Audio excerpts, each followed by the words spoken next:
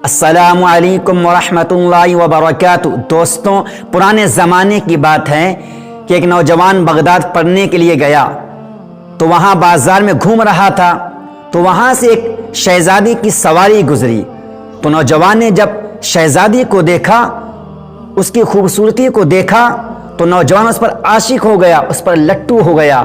اب نہ دن کو چین، نہ رات کو نیند آ رہی یا نہ پڑھائی میں دل لگ رہا ہے، بلکہ بے چین۔ اس نے اپنے ساتھی سے کہا، ایک دوست سے کہا کہ یار جب سے میں نے شہزادی کو دیکھا ہے تو میں اس پر عاشق ہو گیا ہوں، تو کچھ ایسا کر دے میں اس سے نکاح ہو جائے۔ نوجوان نے کہا کیا دیوانہ ہو گیا ہے؟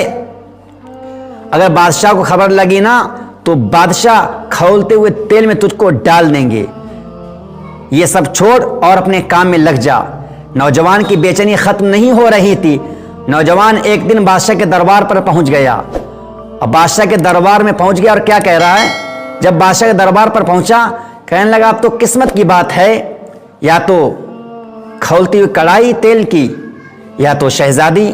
بادشاہ کے دربار میں حاضر ہوا اور سلام عرض کیا اور کہا کہ بادشاہ سلامت، اگر جان کی امان ہو تو ایک بات کہوں۔ بادشاہ نے کہا کہو۔ کہا کہ میں آپ کی شہزادی سے، آپ کی بیٹی سے نکاح کرنا چاہتا ہوں۔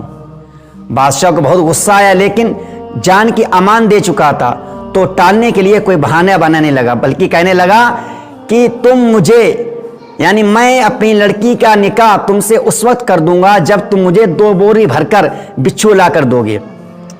چونکہ اس زمانے میں بچھو ملتے نہیں تھے، نوجوان نے شرط منظور کر لی، گھر پر آ گیا۔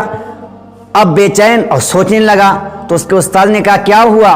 کہا کہ میں نے ایسی شرط لگا لی ہے میرے پاس، اب میں کیا کروں؟ تو استاد نے کہا کہ جاؤ فلاں قبرستان میں جاؤ اور فلاں قبر کی ایک اینٹ ہٹا کر دیکھنا، اس میں بہت بچھو ہوں گے، جتنے چاہے لے لینا۔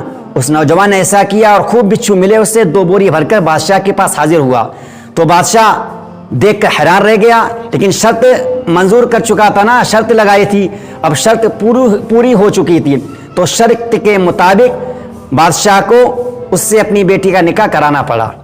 لیکن اس نے جب نکاح کرا دیا، لیکن اس نے اس کے استاد کو بلایا اور اسے پوچھا تمہیں کیسے معلوم کہ اس قبر میں بچھو تھے؟ اس نے کہا مجھے معلوم تھا، کیونکہ یہ شخص لوگوں پر ظلم کرتا تھا، جو قبر میں دفن ہے یہ لوگوں پر ظلم کرتا تھا جب زندہ تھا، اور لوگوں کا حق مارتا تھا اور سود کھاتا تھا، اور مجھے پتا ہے کہ ایسے لوگوں کی قبریں بچھوؤں سے بھری ہوتی ہیں۔ اللہ ہم سب کی حفاظت فرمائے۔